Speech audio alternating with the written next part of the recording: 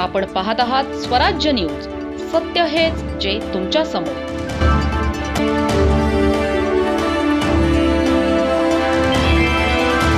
शिंदखेडा पंचायत समिती आणि कृषी विभागाच्या संयुक्त विद्यमाने माजी मुख्यमंत्री स्वर्गीय वसंतराव नाईक यांच्या जयंतीनिमित्त कृषी दिनाचा कार्यक्रम उत्साहात पार पडला. यावेळी तालुक्यातील विविध गावातील प्रगतिशील शेतकऱ्यांचा कृषी पुरस्कार देऊन गौरव करण्यात आला. तसेच विकसित भारत आणि रोजगार आजीविका मिशन अभियानाचाही शुभारंभ करण्यात आला. कार्यक्रमाच्या अध्यक्षस्थानी गटविकास अधिकारी श्रीमती श्रुती कारंडे या होत्या, तर प्रमुख पाहुणे म्हणून जिजाबराव पाटील उपस्थित होते. यावेळी मनोज सिसोदे, डी.बी. पाटील, आर.एस. कोळी, विनोद साळुंके, सावंत साहेब, वाय.एस. पाटील, डी.जी. सूर्यवंशी, स्वप्नील सोनवणे, गवांदे साहेब, सुधीर ऋषी यांच्यासह अनेक मान्यवर उपस्थित होते.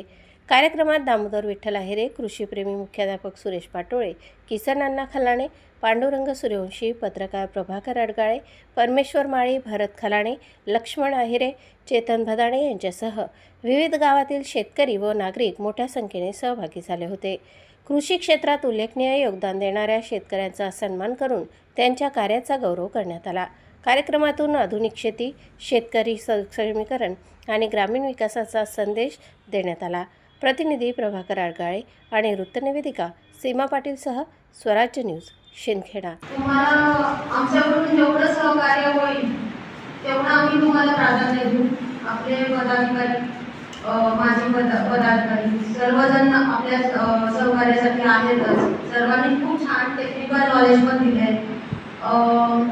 सेंद्रिय शेती करणं हे किती महत्त्वाचं आहे हे आपल्याला सर्वांना म्हणजे आता माहितीच आहे की शहरात पण किती त्याची मागणी आहे.